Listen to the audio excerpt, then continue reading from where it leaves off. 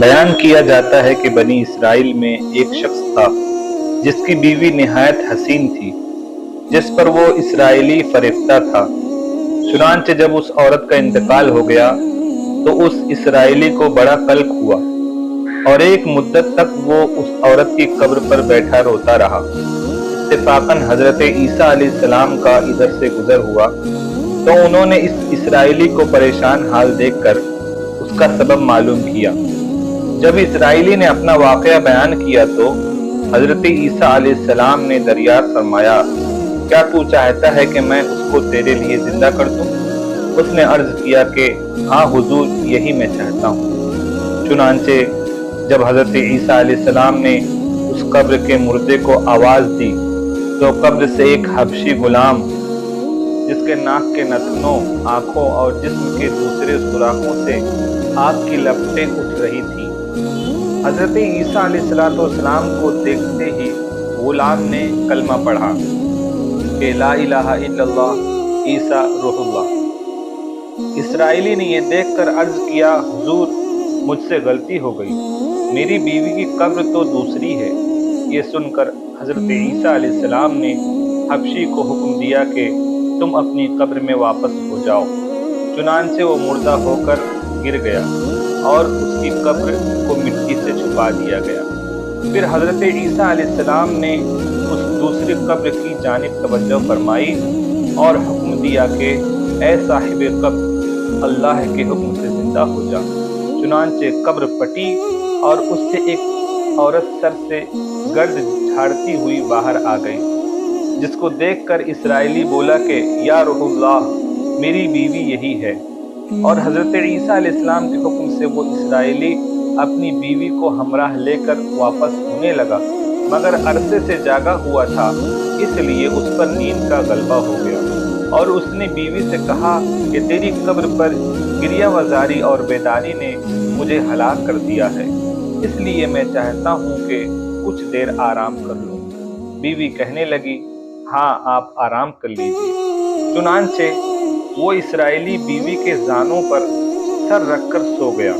اتنے میں ایک گھوڑے پر سوار ایک شہزادے کا ادھر سے گزر ہوا جو اپنے زمانے کا یکتا حسین تھا، جس کو دیکھ کر شہزادی از خود فریفتہ ہو گئی اور اس کا دل قابو میں نہ رہا۔ اس نے شوہر کا سر زانوں سے نیچے رکھا اور فرط محبت و قلب عشق سے مجبور ہو کر شہزادے کے سامنے جا کھڑی ہوئی۔ ادھر جیسے ہی شہزادے کی نظر اس پر پڑی، وہ بھی اس کو دیکھ کر اس پر فریفتہ ہو گیا اور عورت کی خواہش پر اس کو اپنے گھوڑے پر بٹھا کر لے گیا۔ چنانچہ اس کے شوہر نے بیدار ہو کر جب اپنی بیوی کو نہ پایا تو نہایت پریشان ہوا اور اس کے ملنے کی تدبیر سوچنے لگا۔ سوچتے سوچتے آخر اس کے نشان قدم پر چل کر اپنی بیوی کو تلاش کر لیا جو شہزادے کے پاس پہنچ چکی تھی۔ اس کو دیکھ کر اسرائیلی نے شہزادے سے عرض کیا کہ یہ میری بیوی ہے، آپ اس کو چھوڑ دیجیے۔ ابھی شہزادہ کچھ کہنے بھی نہ پایا تھا کہ اس عورت نے کہا، میں تیری بیوی نہیں بلکہ شہزادی کی لونڈی ہوں۔ یہ سن کر شہزادہ اسرائیلی سے کہنے لگا، کیا مجھ سے میری لونڈی کو لینا چاہتا ہے؟ اس نے کہا، خدا کی قسم، یہ میری بیوی ہے جس کو میرے سردار حضرت عیسیٰ علیہ السلام نے مرنے کے بعد میرے لیے زندہ کیا ہے۔ ابھی یہ گفتگو ہو ہی رہی تھی، اتفاقاً حضرت عیسیٰ علیہ السلام بھی وہاں تشریف لے آئے، جن کو دیکھ کر اسرائیلی کہنے لگا، یا روح اللہ، کیا یہ میری وہ بیوی نہیں ہے جس کو آپ نے میرے لیے زندہ کیا ہے؟ حضرت عیسیٰ علیہ السلام نے فرمایا، ہاں یہ وہی ہے۔ یہ سن کر عورت کہنے لگی کہ یا روح اللہ، یہ شخص جھوٹا ہے، میں تو اس شہزادی کی لونڈی ہوں۔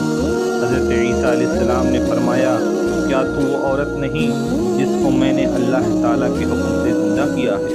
عورت نے کہا، یا روح اللہ، بخدا میں وہ نہیں ہوں۔ اس کے بعد حضرت عیسیٰ علیہ السلام نے فرمایا، جو جان خدا کے حکم سے میں نے تجھے دی ہے اس کو واپس کر دے۔ یہ سنتے ہی وہ عورت پھر مردہ ہو کر گر پڑی اور حضرت عیسیٰ علیہ السلام فرمانے لگے، جو شخص ایسے آدمی کو دیکھنا چاہتا ہے جو کافر مرا تھا اور زندہ ہو کر ایمان لایا، تو وہ اس حبشی کو دیکھ لے جو پھر ایمان کی حالت میں مرا ہے، اور جو کوئی ایسے شخص کو دیکھنا چاہے جو مومن مرا تھا پھر اللہ تعالیٰ نے اس کو زندہ کیا اور وہ کافر ہو کر کفر کی حالت میں مر گیا، تو وہ اس عورت کو دیکھ لے۔ اس واقعے کو دیکھ کر اسرائیلی نے قسم کھائی، اب کبھی نکاح نہ کروں گا، اور میدانوں کی طرف نکل گیا جہاں اللہ تعالیٰ کی عبادت میں مصروف رہ کر اسے موت آ گئی۔ اللہ تعالیٰ اس پر رحم فرمائے۔ نبی اور رسول کے اقرار و انکار کا نتیجہ اس حکایت سے ظاہر ہوتا ہے اور سبق ملتا ہے کہ کامیابی اپنے نبی کی اطاعت و محبت سے ہی مل سکتی ہے۔ چنانچہ ہمیں بھی چاہیے کہ ہر حال میں اپنے نبی کی اطاعت کو سامنے رکھیں۔ اللہ تعالیٰ اس واقعے سے سبق حاصل کر کے عمل کرنے کی توفیق عطا فرمائے۔ آمین یا رب العالمین۔